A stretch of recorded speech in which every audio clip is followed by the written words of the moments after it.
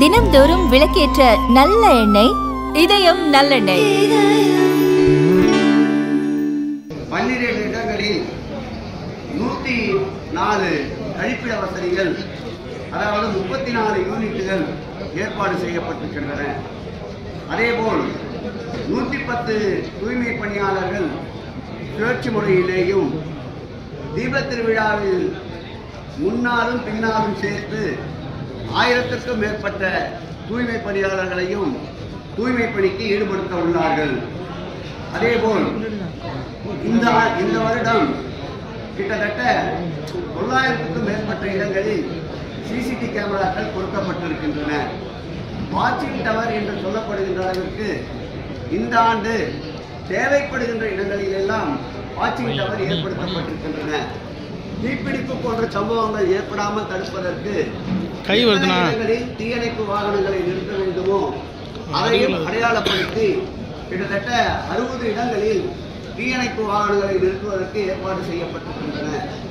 திடீரென்று தேவைப்படுகின்ற மருத்துவ தேவைகளை எதிர்கொள்வதற்கு கோயில் உட்பிரகாரத்தில் கிட்டத்தட்ட 20 மருத்துவ குழுக்களும், கோயிலின் வெளிப்பிரகாரத்தில் கிட்டத்தட்ட 60க்கும் மேற்பட்ட இடங்களில் அவசர ஊர்திகளும், அதேபோல் திடீரென்று ஏற்படுகின்ற இதய நோய் சம்பந்தப்பட்ட பிரச்சனைக்கு உடனடியாக தீர்வு காணுகின்ற வகையில் மாவட்ட மருத்துவமனைக்கு எடுத்து செல்வதற்கு முன்பாக முதலுதவி மையமாக ஒரு இடத்திலே அனைத்து வசதிகளுடன் கூடிய இதய சிகிச்சைக்கு ஏற்பாடு செய்யப்பட்டிருக்கின்றது.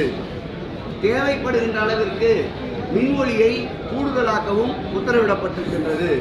கடந்த ஆண்டு போலவே பக்தர்களுடைய எண்ணிக்கை, தரிசனம், அதேபோல் கொப்பரை ஏற்றுகின்ற, தீபம் ஏற்றுகின்ற அந்த இடத்திற்கு தேவையான பணியாளர்கள், அதேபோல் தெய்வத்தை ஊர்வலமாக கொண்டு வருகின்ற பொழுது அதை எடுத்து வருகின்ற பாத சுமடுகள் போன்றவைகளையும் முன்கூட்டியே திட்டமிட்டு அவர்களோடு கலந்தாய்வு கூட்டங்கள் நடைபெற்றிருக்கின்றது.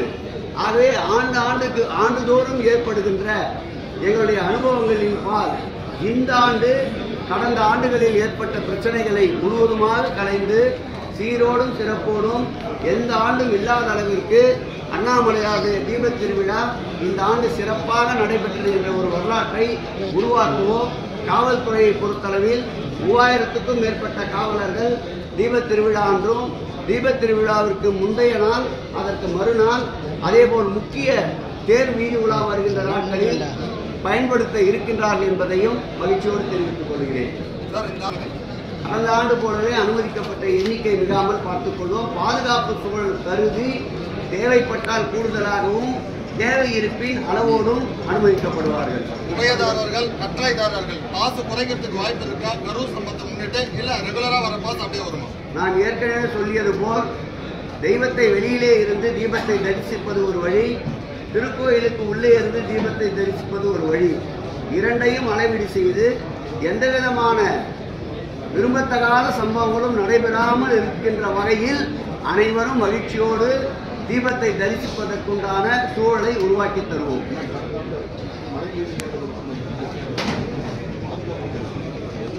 கடந்த ஆண்டு இருந்த சூழல் வேறு, இந்த ஆண்டு தற்போது இருக்கின்ற சூழல் வேறு. இன்னும் 3ஆம் தேதி வரையில் தீபத்திற்குண்டான கால அளவு இருக்கின்றது. அதற்குள் இயற்கை நமக்கு ஒத்துழைத்தால் நிச்சயமாக அனுமதிக்கப்படுகின்ற நபர்கள் பாதுகாப்பு கருதி அனுமதிக்கப்படுவார்கள்.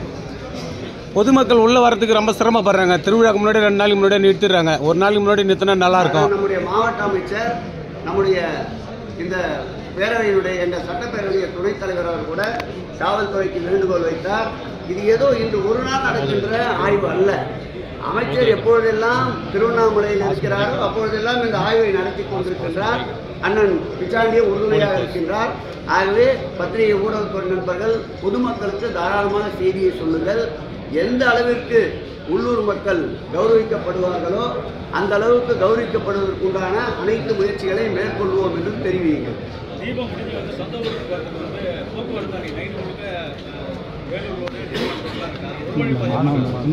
அதுதான் இந்த முறை காவல்துறையை மற்ற அலுவலர்களையும் 3 ஷிப்டுகளாக பிரித்திருக்கின்றோம். அதேபோல் போக்குவரத்து நெரிசலை கட்டுப்படுத்துவதற்கு இந்த முறை கூடுதலாக பேருந்து நிறுத்துமிடங்களை அதிகரித்திருக்கின்றோம். ஆகவே இந்த முறை 35 to 40 லட்சம் மக்கள் எதிர்பார்க்கப்படுகிறார்கள். அதேபோல் காவல்துறை வாகனங்களை பொறுத்தளவில் 19,805 வாகனங்கள் நிறுத்துவதற்கான போக்குவரத்து நிறுத்துமிடங்களை ஏற்பாடு செய்திருக்கின்றார்கள். காவலர்களும் கடந்த ஆண்டை விட இந்த ஆண்டு 30% காவலர்கள் எண்ணிக்கை உயர்த்தப்பட்டிருக்கின்றது.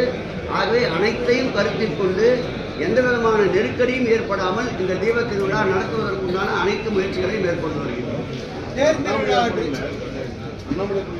அபிஷேகம் நடத்துறாங்க.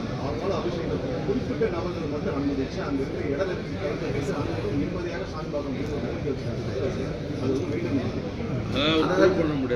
அதாவது திருக்கோயிலில் இறை தரிசனத்திற்கு இது போன்ற அபிஷேகங்களுக்கு அனைவரும் பங்கு பெற வேண்டும் என்று ஆர்வம் இருக்கின்றது. அதனால் அபிஷேகத்திற்கு வருகின்ற நபர்களுடைய எண்ணிக்கையை குறைத்து அபிஷேகங்களுடைய எண்ணிக்கையை உயர்த்தி கொண்டிருக்கின்றோம். எல்லோருக்கும் எல்லாமான அரசு இது. இன்னார் இனியவர் என்று இல்லை. ஆன்லைனிலே இதுக்கு அபிஷேகத்துக்கு உண்டான டிக்கெட்டுகள் வரவேற்கப்படுகின்றன. வேண்டியவர் வேண்டாதவர்களை நம்முடைய நிருபர் யாராவது அப்படி விடுபட்டிருந்தால் தாருங்கள், அவருக்கு இந்த அபிஷேகத்தை உடனடியாக ஏற்பாடு செய்து தருகிறோம். யாருக்கும் இதில் சலுகைகள் என்பது இல்லை. அதுதான் குறிப்பிட்ட அளவிற்கு தான். ஒரு டிக்கெட் என்றால் 5 நபர்கள் தான் அனுமதிக்கப்படுகின்றார்கள். அதற்கு மேல் அனுமதிக்கப்படுவதில்லை. 5 என்றாலே 35 என்றால் 7 டிக்கெட்டுகள் ஆகின்றது.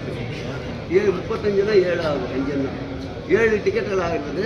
அதோடு நிறுத்தி கொண்டிருக்கின்றோம். அரசபாக்கம் தொகுதியில் வந்து புதூர் மாரியம்மன் கோவிலுக்கு திருமண மண்டபம்லாம் கட்டியிருக்காங்க.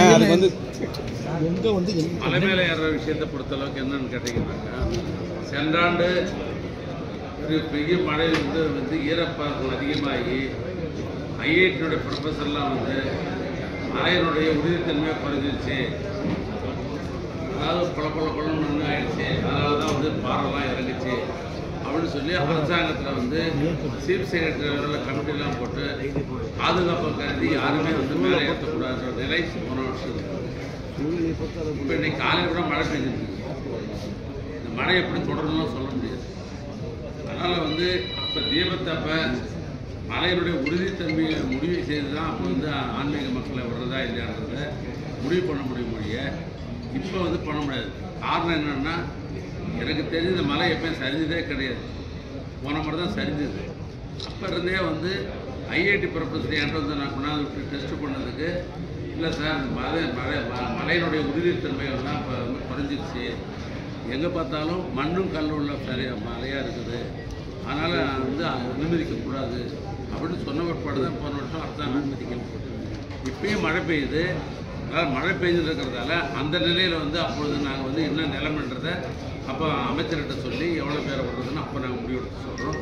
இப்போத்தி அது வந்து உறுதிப்படுத்த சார், தற்போது சபரிமலையோடைய ஐயப்பர்கள் கூட்டம் வந்து திருவண்ணாமலைக்கு வருகின்றது அதிகரிச்சுட்டு வருது. ஐயப்பர் பக்தர்கள் நார்மலாக வந்து அண்ணாமலையார் கோயிலில் 2 மணி நேரம் 4 மணி நேரம் காத்திருந்து சாமி தரிசனம் மேற்கொண்டு வர நிலையில் ஐயப்ப பக்தர்களுக்கு சிறப்பு தரிசனத்துக்கு ஏதாவது? ஐயப்பர் பக்தர்கள் மிகவும் பொறுமைசாலிகள், அமைதியானவர்கள், விரதமிருந்து கடுமையாக தங்களை பக்குவப்படுத்திக் கொண்டவர்கள். ஆகவே அவர்கள் கியூ வரிசையில் நின்று சாமியை பார்ப்பதுதான் விரும்புவார்கள். அதை பற்றி நிருபர் கவலைப்படுகிறார்கள்.